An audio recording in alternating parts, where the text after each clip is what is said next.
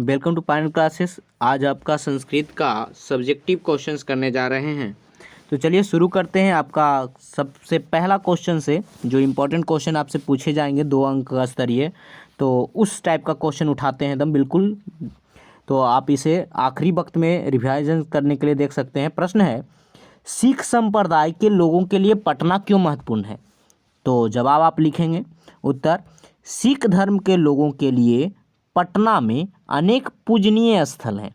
इन सबों में सबसे प्रसिद्ध है सिख के 10वें गुरु गुरु गोविंद सिंह जी का जन्म स्थान।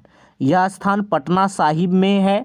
यहाँ हर वर्ष प्रकाश उत्सव मनाया जाता है जिसमें लाखों लोग भाग लेते हैं। इसलिए पटना शहर सिख संप्रदाय के लिए महत्वपूर्ण है। चलिए दूसरा प्रश्न लेते हैं। पाटलिपुत्र की शिक्षा का प्राचीन केंद्र क्यों माना जाता है? उत्तर, राजशेखर ने अपनी पुस्तक काव्य मीमांसा में यह लिखा कि पाटलिपुत्र ही शिक्षा का प्राचीन केंद्र था। यहाँ संस्कृत के अनेक विद्वान जैसे पाणिनि, पिंगल, बारुचि, पतंजलि आदि विद्वानों की परीक्षा पाटलिपुत्र में ही ली गई थी। आगे है प्रश्न, भगवान बुद्ध ने पाटलिपुत्र के बारे में क्या कहा था? तो आपको उत्तर पता होगा पाठ से। क्या है कि भगवान बुद्ध ने प्राचीन काल में अनेक बार पाटली गांव आए थे।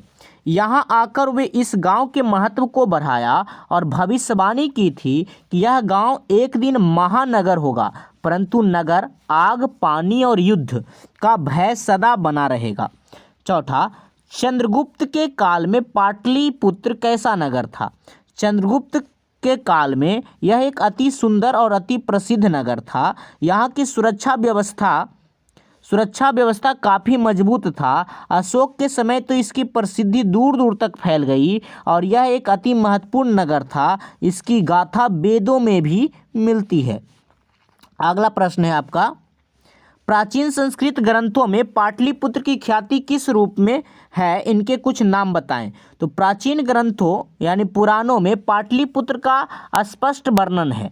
पहले इसका नाम पुष्पपुर था, कुछ समय बाद यह कुसुमपुर कहलाने लगा, फिर बाद में पाटली और इसके बाद पाटलिपुत्र और अब पटना। शरत काल में कौमुदी महोत्सव हर एक वर्ष होता है। आगे छठा प्रश्न है, पाटलिपुत्र नगर के वैभव का वर्णन करें। पाटलिपुत्र नगर अपने वैभव काल से ही अपनी परंपरा के लिए विख्यात है। कई विदेशी यात्रियों ने इस नगर का भ्रमण अध्ययन किया। मेगास्थनीज ने लिखा था कि यहाँ की सुरक्षा व्यवस्था अति सुंदर है। कवि राजशेखर अन्य कई लोगों ने इस बात की पुष्टि की और यहाँ गोलघर, संग्रहालय, जैविक उद्यान दर्शनीय है। अगला क्वेश्चन आता है आपका, आलस कथा का क्या संदेश है? तो हम कहेंगे कि इस कथा का सबसे बड़ा संदेश आलस्य एक महान रोग है। जिस जीवन में विकास के लिए लोगों को कर्मठ होना चाहिए। अपने शरीर का सबसे महान शत्रु आलस्य ही है। इसमें केवल अपना नहीं बल्कि पूरे परिवार और समाज का भी नुकसान होता है। आगे अगला प्रश्न, आलस कथा से क्या शिक्षा मिलती है? विद्यापति ने आलसियों पर सीधा व्यंग किया है और आलसी व्यक्ति हमेशा दया के पात्र होते हैं। वे समाज के सबसे गिरे हुए व्यक्ति माने जाते हैं क्योंकि वे हर बात के लिए दूसरे पर निर्भर रहते हैं। उन्हें कभी सम्मान नहीं मिलता, अतः हमें आलस नहीं करना चाहिए। नौवां प्रश्न, संस्कार कितने प्रकार के हैं और कौन कौन हैं? संस्कार 16 प्रकार के हैं। 3 जन्म से पहले, 6 शैशव संस्कार, 5 शिक्षा संबंधी संस्कार, 1 विवाह संस्कार तथा 1 मृत्यु के बाद अंत्येष्टि संस्कार। इसके प्रभाव से ही मानव सच्चा मानव बन पाता है। कर्मवीर कथा से क्या शिक्षा मिलती है? तो देखते हैं कि भिक्खन टोला गांव का रहने वाला राम प्रवेश राम बहुत ही गरीब और लाचार था। दलित समाज में जन्म लेने पर भी अपने परिश्रम के बल पर उच्च पद को प्राप्त कर लिया और यह समाज की सबसे बड़ी सीख है। अतः हमें इस घटना से बहुत बड़ी शिक्षा मिलती है कि मनुष्य जन्म से नहीं कर्म से महान होता है। अगला क्वेश्चन है, स्वामी दयानंद समाज सुधार के लिए क्या किया? तो गुजरात के टंकारा गांव में जन्मे दयानंद सरस्वती समाज कल्याण के लिए अनेक कार्य किए। उन्होंने समाज में फैले तमाम कुरीतियों को दूर किया, बाल विवाह, विधवा विवाह, छुआछूत जैसी सामाजिक समस्याओं का समाधान किया। डीएवी नामक विद्यालय की स्थापना की जो आज भी प्रसिद्ध है। अगला प्रश्न है आपका, बाघ ने पथिक को क्या उपदेश दिया? बाघ ने पथिक को समझाया कि पहले जवानी में मैं बहुत अन्यायी था, अनेक गौओं और मनुष्य का वध किया जिससे हमारे पत्नी और पुत्र मर गए, मैं वंशहीन हो गया, मेरे नाखून और दांत भी गल गए। तब किसी धार्मिक आदमी के कहने पर मैं यह दान करने बैठा हूँ, अतः मुझ पर विश्वास करें। अगला है, विश्व शांति के लिए हमें क्या करना चाहिए? विश्व शांति के लिए हमें तमाम उपदेशों को अपने जीवन में उतारकर उनका पालन करना चाहिए। हृदय में प्रेम, परोपकार, सहिष्णुता और मित्रता का भाव रखना चाहिए। बैर को भुलाकर शांति स्थापित करनी चाहिए, क्योंकि बैर से बैर कभी शांत नहीं होता। 14वां प्रश्न है आपका, आत्मा का स्वरूप क्या है? आत्मा शोक रहित होता है, यह अणु से छोटा होता है, यह महान से भी महान होता है, यह मनुष्य की महान आत्मा में अवस्थित है। इसका अर्थ समझ पाना आम आदमी के बस में नहीं है। अगला प्रश्न है आपका, महान लोग संसार रूपी सागर को कैसे पार करते हैं? तो महर्षि वेद व्यास कहते हैं कि संसार में ज्ञानी और अज्ञानी दो तरह के लोग हैं। अज्ञानी लोग अंधकार स्वरूप हैं, जबकि ज्ञानी लोग प्रकाश स्वरूप। महान लोग संसार की माया को समझकर धीरे धीरे मृत्यु को पार कर जाते हैं, क्योंकि संसार रूपी सागर को पार करने का यह सबसे सुगम रास्ता है। अगला है, उपनिषद को आध्यात्मिक ग्रंथ क्यों कहा जाता है? उपनिषद आत्मा और परमात्मा के संबंधों की जानकारी देता है। पूरे संसार में शांति स्थापित करने का कार्य परमात्मा का है। सभी तपस्वियों का परम लक्ष्य परमात्मा को ही प्राप्त करना है। अतः हम कह सकते हैं कि उपनिषद एक आध्यात्मिक ग्रंथ है। अगला प्रश्न है आपका, भारत महिमा पाठ का वर्णन करें। तो भारत का प्राकृतिक सौंदर्य स्वर्ग से बढ़कर है। यह देवताओं एवं ऋषि मुनियों की भूमि है। यह स्वर्ग और मोक्ष देने वाली धरती है। देवता भी यहाँ बार बार जन्म लेना चाहते हैं और देशभक्ति यहाँ के हर नागरिक में बसा है। हम भारतीय वसुधैव कुटुंबकम में विश्वास करते हैं, अतः हमारा देश सबसे महान है। अगला है, भारत महिमा पाठ के आधार पर भारत भूमि कैसी है? भारत अति पवित्र देश है। यहाँ की भूमि पवित्र और ममतामयी है। यहाँ विभिन्न जाति और धर्म के लोग एक साथ मिलजुल कर रहते हैं। यहाँ का हर देशवासी अपने मातृभूमि के लिए अपने जान तक देने को तैयार रहता है। 19, देवता लोग भी किस देश का गुणगान करते हैं और क्यों? देवता लोग भारत का हमेशा गुणगान करते हैं, क्योंकि यहाँ की धरती स्वर्ग और मोक्ष देने वाली होती है। ईश्वर को प्राप्त करने का पहला मार्ग भारत ही है। भारत में जन्म देने को भगवान भी तरसते हैं। आगे है, नीति श्लोक पाठ के आधार पर स्त्रियों की क्या विशेषताएं हैं?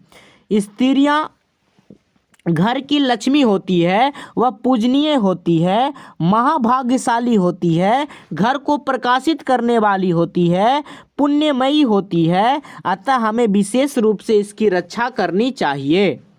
अगला है, नीति श्लोक के आधार पर नीच व्यक्ति किसे कहा गया है?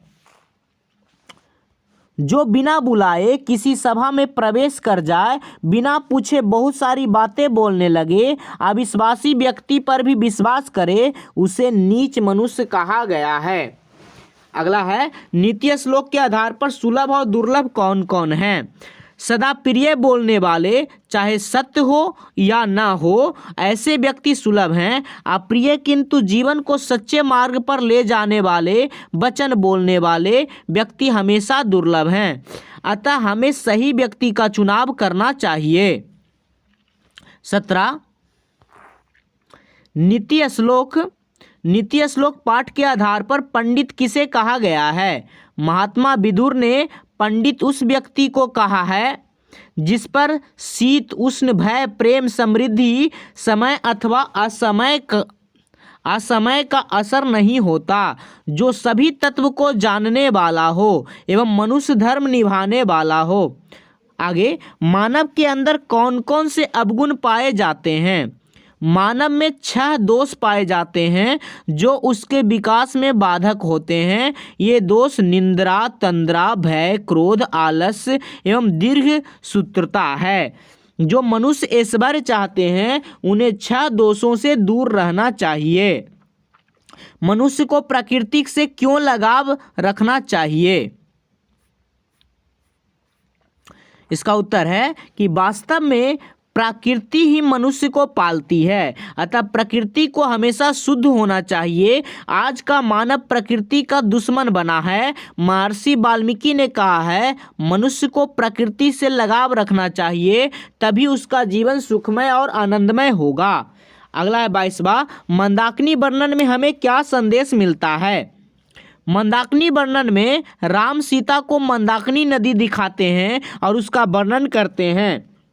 उसका संदेश है मानव का प्रकृति से लगाव एवं पर्यावरण की सुरक्षा, प्रकृति की शुद्धता के प्रति हम सबों को ध्यान देना चाहिए। आगे, दानवीर कर्ण पाठ के आधार पर दान की महत्ता का वर्णन करें। कर्ण कुंती का पुत्र था, परंतु महाभारत के युद्ध में कौरवों का पक्ष लिया। उसके शरीर पर जन्मजात कवच और कुंडल थे। जब तक यह उसके शरीर पर था उसकी मृत्यु असंभव थी, लेकिन इंद्र के शक्र ब्राह्मण का रूप रखकर कवच कुंडल ही दान में मांग लिया और वो महान कर्ण उसे देने में तनिक भी नहीं हिचका। हमें कर्ण के संदेशों को अपना जीवन में अवश्य उतारना चाहिए। आगे, शास्त्र क्या है? शास्त्र का अर्थ ज्ञान या निर्देश है। शास्त्र मनुष्यों के कर्तव्य विषयों की शिक्षा देता है। पश्चिमी देशों में शास्त्र को अनुशासन कहा जाता है और सांसारिक विषयों से लगे मानव को सच्चा ज्ञान देने वाला एकमात्र वस्तु शास्त्र है। अगला क्वेश्चन है, शास्त्रकार पाठ में किस विषय पर चर्चा की गई? शास्त्रकारा पाठ में शास्त्र के माध्यम से मनुष्य के सद्गुण ग्रहण करने की अवसर मिला है। इससे हमें अच्छे संस्कार की प्राप्ति होती है और इससे हमें यश और वैभव की भी प्राप्ति होती है। आगे, वेदांग कितने हैं? सभी का नाम लिखें। वेदांग 6 हैं: शिक्षा, कल्प, व्याकरण, निरुक्त, छंद और ज्योतिष। वेद कितने हैं? तो वेद 4 हैं: ऋग्वेद, यजुर्वेद, अर्थवेद और सामवेद। 27, देवव्रत की प्रतिज्ञा क्या थी? देवव्रत में पितृभक्ति, त्याग, दृढ़ संकल्प की शक्ति थी। पिता के सुख के लिए वे राज सुख एवं दाम्पत्य जीवन का त्याग कर दिया। संतानों का सतवती से विवाह हो, इसके लिए उसने आजीवन अखंड ब्रह्मचर्य का पालन करना एवं जीवन भर राज सत्ता से दूर रहने की प्रतिज्ञा की। आलसी पुरुष को किसने और क्यों निकाला? आलसी पुरुष को प्रबंधक के सदस्यों ने आग से निकाला। जब आग का प्रचंड रूप हो गया फिर भी चारों आलसी भागने का प्रयास नहीं कर रहे थे, तब उन्हें बाल से पकड़कर खींचकर बाहर निकाला गया। अगला है, पाटलिपुत्र नगर के वैभव का वर्णन करें। पाटलिपुत्र प्राचीन काल से ही विख्यात है। यहाँ अनेक विदेशी यात्री आए। इसकी शोभा और रक्षा व्यवस्था का वर्णन किए हैं। अशोक के काल में यहाँ की रक्षा व्यवस्था काफ़ी अच्छी थी। वर्तमान में इसका नाम पटना है। जयदेव कवि का परिचय दें। जयदेव एक सरल स्वभाव के व्यक्ति थे। परोपकार करना उनका सबसे बड़ा गुण था। वे एक उदार प्रवृत्ति के व्यक्ति थे। वे अपने दुश्मन को भी मदद करने से नहीं चूकते थे। हम सभी को उनसे सीख लेनी चाहिए। अगला, पटना के प्रमुख दर्शनीय स्थल का नाम लिखें। उत्तर, गोलघर, सचिवालय, संजय गांधी जैविक उद्यान, तारामंडल, कुम्हरार, गुरुद्वारा, पटना साहिब और उच्च न्यायालय। आगे, संस्कृत में पंडित क्षमाराव के योगदान का वर्णन करें। आधुनिक समय की तमाम लेखिकाओं में पंडित क्षमाराव का नाम सबसे ऊपर है। शंकर चरित उनकी अनुपम रचना है। गांधी दर्शन से प्रभावित होकर उसने सत्यग्रहिता, मीरा लहरी, कथा मुक्तावली, ग्राम ज्योति आदि रचनाएं की। इनकी सारी कृति अनमोल है। आगे, शैक्षणिक संस्कार कौन है? शैक्षणिक संस्कार कौन है? शैक्षणिक संस्कार निम्न है: अक्षरारंभ, उपनयन, वेदारंभ, मुंडन आदि संस्कार शैक्षणिक संस्कार हैं। आगे, कल्प ग्रंथों के प्रमुख रचनाकारों के नाम लिखें। कल्प ग्रंथ के प्रमुख रचनाकार हैं बौधायन, भारद्वाज, गौतम, वशिष्ठ, कनाद आदि। प्रश्न, सात्विक दान क्या है? उत्तर, देश काल स्थान पात्र को ध्यान में रखकर दिया गया दान सात्विक होता है। हमें दान देने एवं दान देने वाले दोनों व्यक्ति पर अवश्य विचार करना चाहिए। आगे, केशांत संस्कार को गोदान संस्कार कहा जाता है, क्यों? क्योंकि केशांत संस्कार में गुरु के घर में शिष्य का मुंडन संस्कार होता है और इस संस्कार में गोदान की एक परंपरा थी, इसलिए पुराने साहित्य ग्रंथों में इसका दूसरा नाम गोदान संस्कार भी है। गुरु के द्वारा शास्त्र का क्या लक्ष्य बताया गया है? शास्त्र ज्ञान का शासक है। मानवों को यही कर्तव्य का ज्ञान देना ही शास्त्र का मुख्य लक्ष्य है।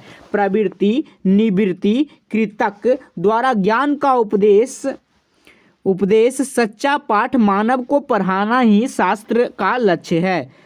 आज कौन कौन से आविष्कार विध्वंसक हैं?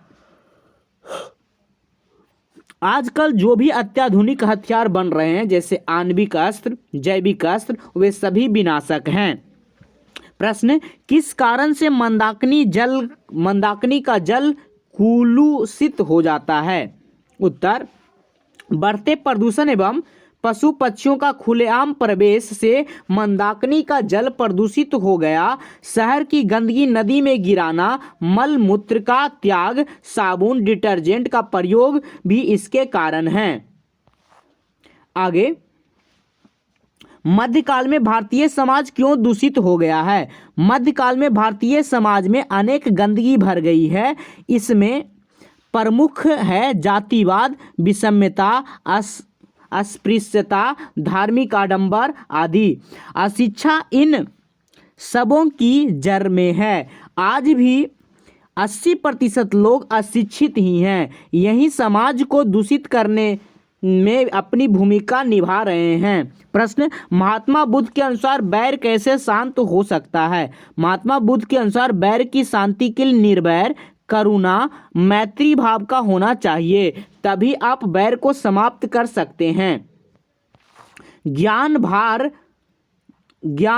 क्रिया बिना यह व्याघ्रपथी कथा में कैसे लागू हुआ? बहुत सारे लोभी व्यक्ति ज्ञान रहते हुए भी लोभ में फंस जाते हैं। जैसे पथिक बहुत ज्ञानी था, उसने बाघ के अनेक प्रश्न पूछे पर लोभ के कारण उसके जाल में आ गया और अपनी जान से हाथ धो बैठा। अतः बिना क्रिया के ज्ञान भार ही है। प्रश्न, वसुधैव कुटुंबकम की अवधारणा क्यों आवश्यक है? वर्तमान में विश्व में अशांति का माहौल है। यह सार्वजनिक समस्या ही दुख का कारण है। इसका निवारण परोपकार, निर्वैर एवं प्रेम से ही संभव है और यह प्रेम तभी संभव है जब सभी लोग वसुधैव कुटुंबकम की भावना हो। यही विषय कल्याण का मार्ग है। नरक के कितने द्वार हैं? काम, क्रोध, लोभ, ये 3 इनके द्वार हैं। उसके बाद आपका कुछ अर्थ है जो कि आपसे पूछे जाते हैं। ठीक, तो इस बार तो आपसे अर्थ नहीं पूछे जाएंगे, फिर भी आप जान लें कि क्या क्या है कुछ कुछ। तो इस बार चूंकि आपको अर्थ नहीं है, आपके सिलेबस से हटाए गए हैं। अगर अर्थ रहता तो आप अर्थ वाला एक पार्ट बना देंगे और आप उसे भी देखना चाहें तो देखें, परंतु इस बार के लिए वो ज़्यादा इम्पोर्टेंट नहीं है। आप इतने क्वेश्चन करके चलें, किताब से आपका ना ऑब्जेक्टिव छूटने वाला है ना सब्जेक्टिव। ऑब्जेक्टिव का पहले ही हम बना चुके हैं। तो गुड लक दोस्तों, फिर मिलेंगे अगले पार्ट में अगले ग्रामर